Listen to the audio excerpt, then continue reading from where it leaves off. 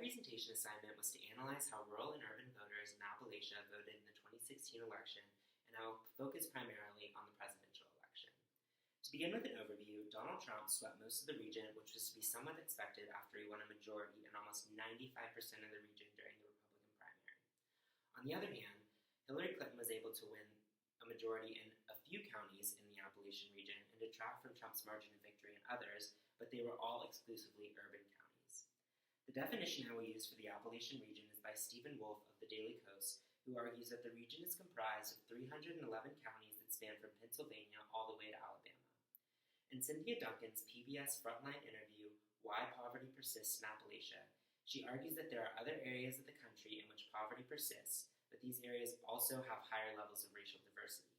However, as Duncan argues, the rural South is the poorest part of rural America and demonstrates the telltale signs of underinvestment, namely low education, low employment, and high disability.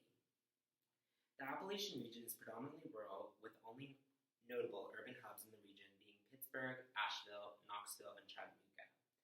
The region is characterized by low levels of college education, and something to note about a region with low levels of college education is that party identification will largely be shaped through childhood socialization and group identities such as socioeconomic status. The region is widely impoverished, with some areas having a poverty rate that exceeds 23%. And lastly, the region has very low levels of racial diversity. So, how did they vote? As I mentioned earlier, the region was essentially swept by Donald Trump. As this map shows, the counties that are shaded the darkest red are counties where Trump won more than 60% of the vote. On the other hand, counties shaded the darkest shade of blue are counties where Hillary Clinton won more than 60% of the vote, which, as you can see, are notably absent from the immediate Appalachian region. Notable counties to point out in the Appalachian region where Clinton either detracted from Trump's majority or won the majority are as follows: Knox and Hamilton counties, which are both in Tennessee, Knox, which has Knoxville, and Hamilton, which has Chattanooga. Buncombe and Watauga County, which encompass Asheville and Boone in North Carolina. Allegheny County, which encompasses Pittsburgh in Pennsylvania. And lastly, Kanawha County in West Virginia, which is where the capital, Charleston, is located. While Charleston, West Virginia is not even remotely as urban as Pittsburgh or Asheville, it is by far the most populous county in West Virginia, and it is worth noting that this is one of the few counties in West Virginia where Clinton was able to detract from Trump receiving more than 60% of the vote. It's also worth noting the differences in voting patterns from 2012. This map shows a shift in margin of votes from 2012 to 2016 for each party, and while the region did not show a great shift in Democratic Party votes, the Republican Party's margins increased greatly, especially in eastern Kentucky and West Virginia. In The Politics of Resentment, Katherine Kramer argues that voters in rural areas vote through a lens of rural consciousness. She breaks this down into three elements. First, a belief that rural areas are ignored by decision makers, including policymakers. Second, a perception that rural areas do not get their fair share of resources. And lastly, a sense that rural people have different fundamental values and lifestyles which are misunderstood and disrespected by city folk. Additionally, Kramer argues that rural citizens feel their economic hardships are often ignored by urban citizens and political leaders.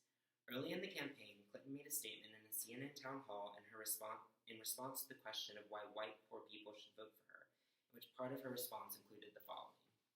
For example, I'm the only candidate which has a policy about how to bring economic opportunity for using clean, renewable energy as the key into coal country. Because we're going to put a lot of coal miners and coal companies out of business, right?